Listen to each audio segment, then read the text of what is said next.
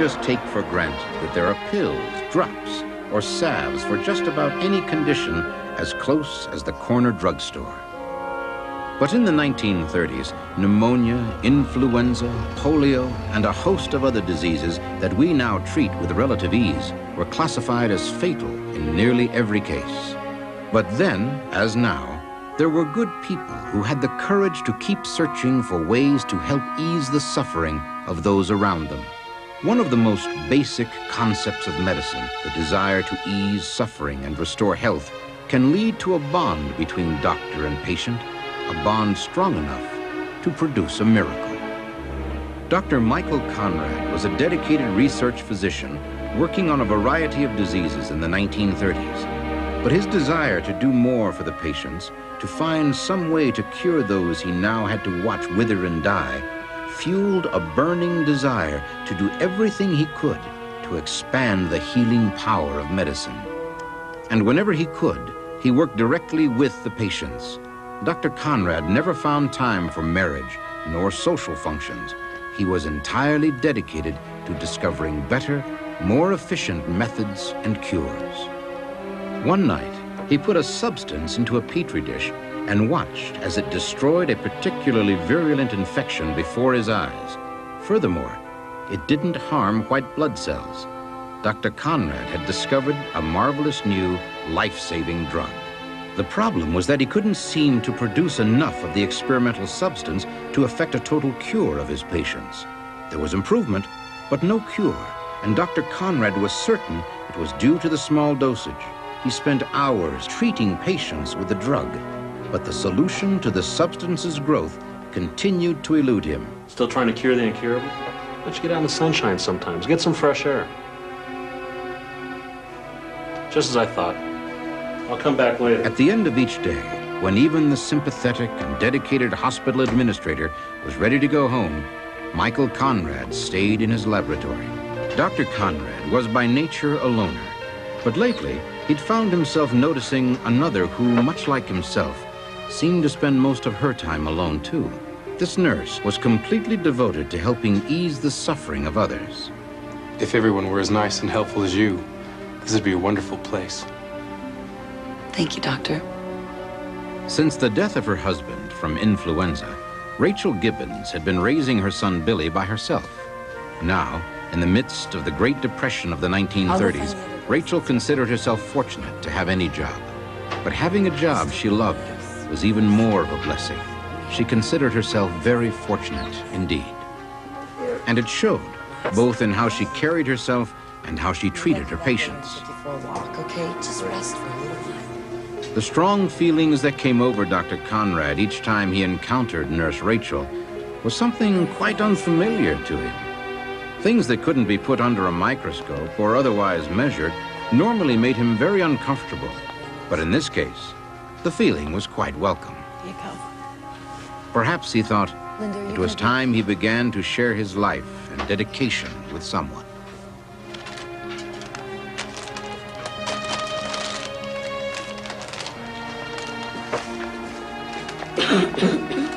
Sounds like a cold coming on. I'm fine.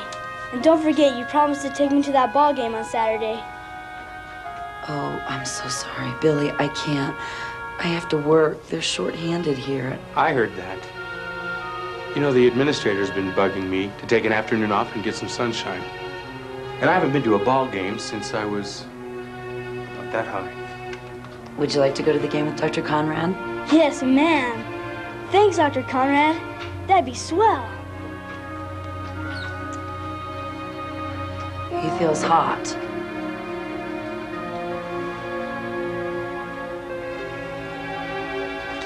Oh, it's probably just a small cold. Bill, you keep that zipped up. Stay warm. Okay, thanks, Dr. Conrad. You keep your jacket on. Stay warm, Billy, all right? I love you.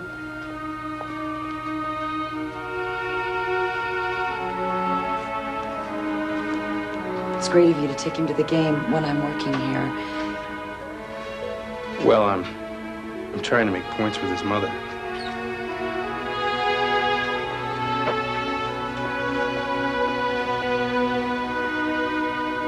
Rachel was a bit surprised and pleased by Dr. Conrad's unexpected boldness.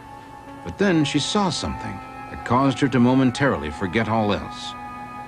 Through the window that looked out onto the street, Rachel could see a grim reminder of the dark times we now call the Great Depression. Down in the windy, lonely alley, several people were huddled together, trying to gain some measure of relief by staying close to one another. They were obviously sick, and Rachel knew that with no money and no place to go for help, thousands of poor people in this city were going to simply die. Rachel turned to ask Dr. Conrad if he could think of any way to get medical help for these people, but Dr. Conrad had suddenly disappeared.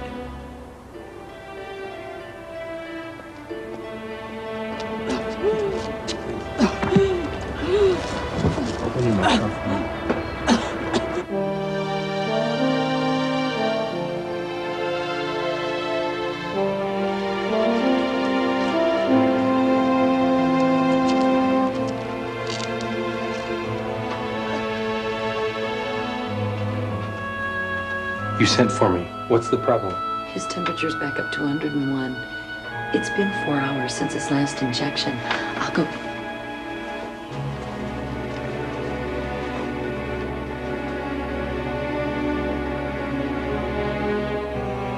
There's no more medicine. I can't get the mold to grow fast enough. Just keep him warm. Lots of fluids.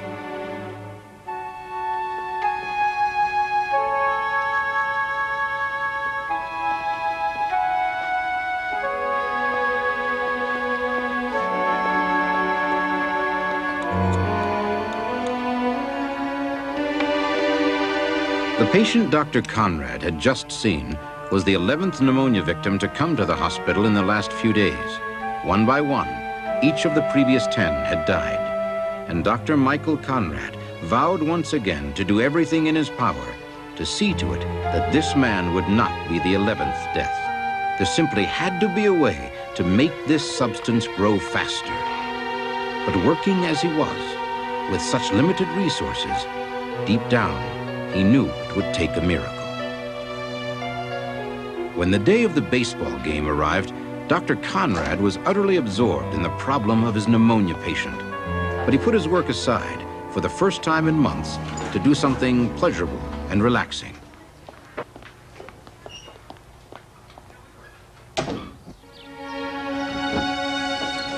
Oh boy, that was one of the best games I've seen in a long time. In the 6th inning, that double play, that was the best play of the whole game. The underhand throw to second base. That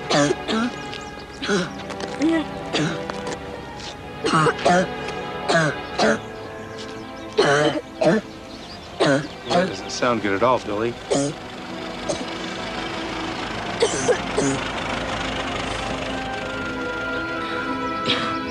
was pretty bad. I think we better get you to the hospital. Breathe in, please. And out. In. And out. Again, please.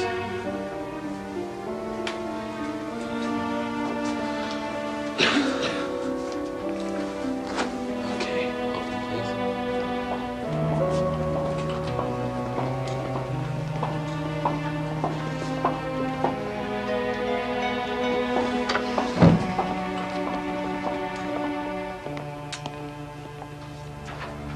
It's okay, Doc. You did all you could do.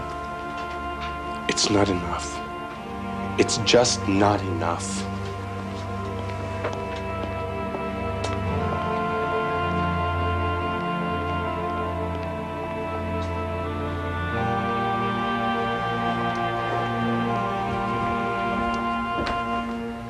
I see you got my requisition list. These are very expensive chemicals. I'm so close to a new drug. If we just had what we needed around here, these people wouldn't be dying. With just a little money. Dr. Conrad, maybe you haven't heard, but this country's in a depression. Nobody currently has the money.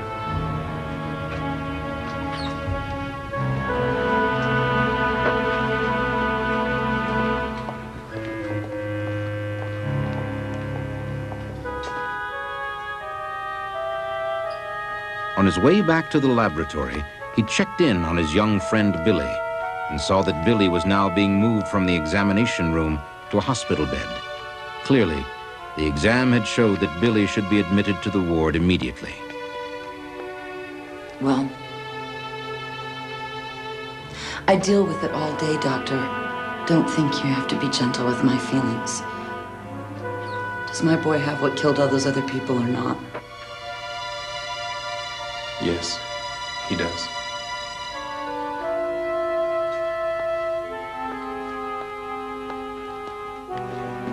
Of all the unpleasant duties he was called upon to perform each day, Dr. Conrad could think of none to equal this. The strain of pneumonia that had killed 11 patients in the ward had now taken hold of Rachel's only son.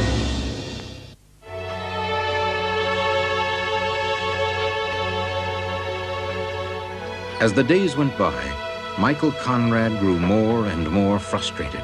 Watching any patient die of pneumonia was difficult enough. But now, he shared all the suffering of a 10-year-old friend who had never lived to be 11. What was worse, he felt the cure was all but within his grasp. All he needed was more time, or a miracle.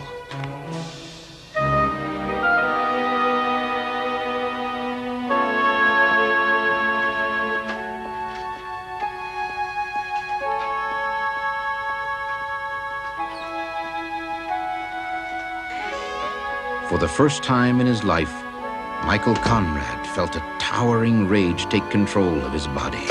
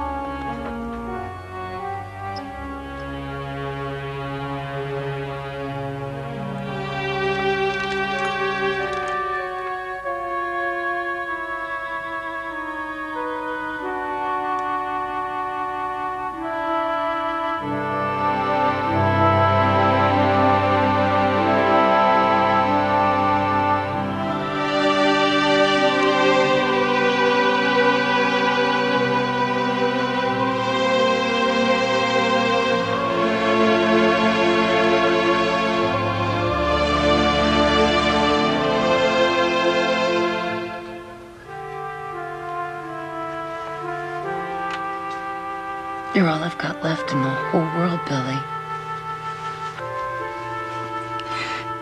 Please don't die. I need you.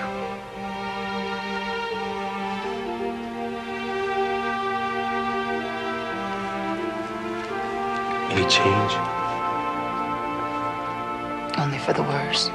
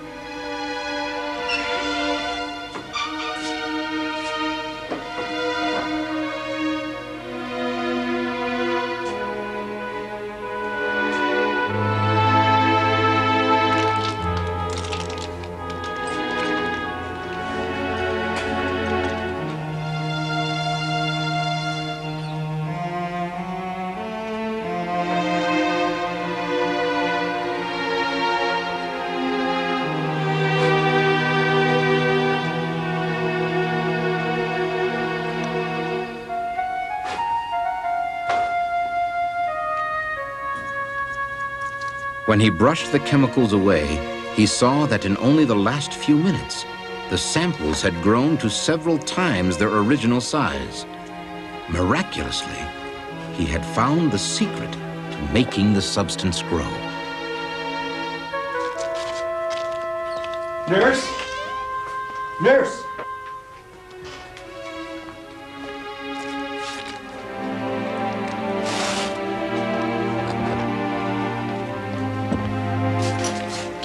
take these and clean them very carefully. Yes, doctor. Thank you.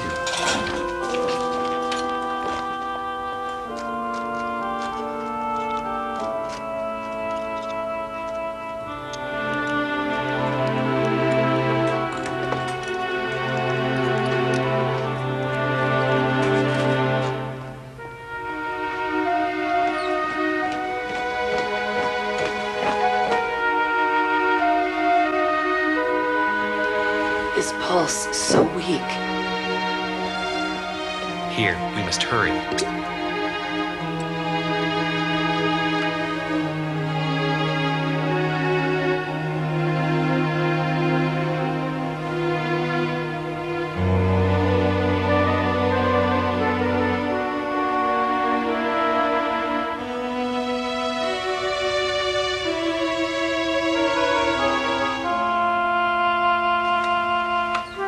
If this works, it's going to take some time.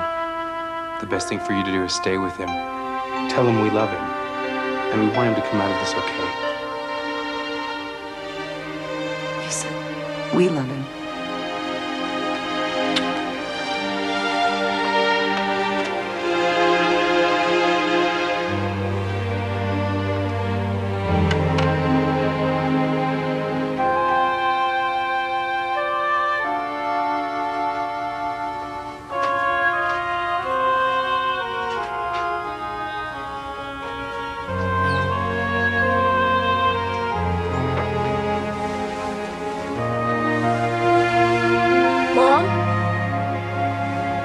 Mom!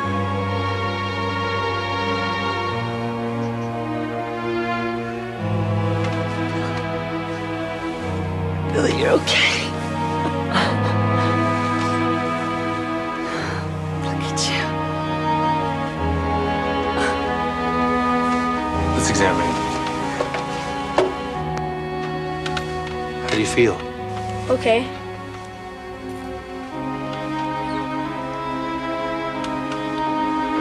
Inhale for me.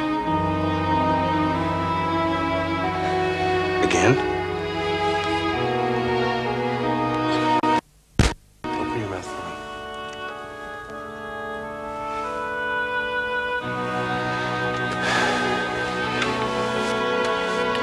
It worked. You did it. Thank you.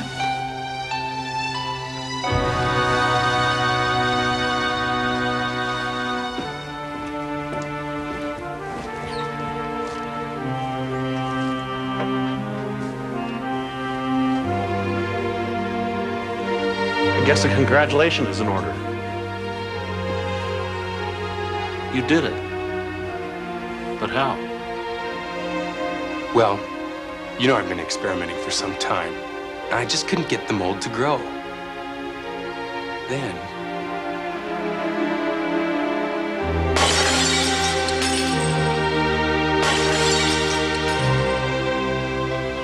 and the mold started growing.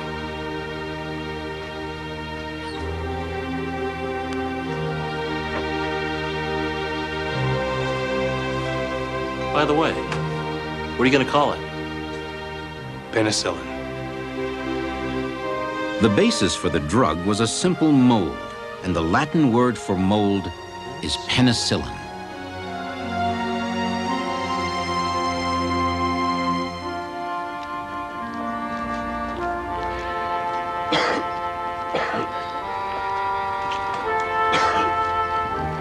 Today, penicillin is one of our modern medical miracles. It has saved millions of lives in the half-century since that night it first saved the life of young Billy. Penicillin, a mold, a wonderful cure with a strange and miraculous origin. Pretty painful, huh? Well, it was nothing short of a miracle. The fact that I arrived there at the hospital the same time the doctor discovered penicillin, and nowadays everybody takes those drugs for granted, but back then it was all new and all guesswork, and it just makes me a part of history. The fact that I was one of the first people to get to use penicillin, and I don't know why this happened to me, but I know there must have been some special reason.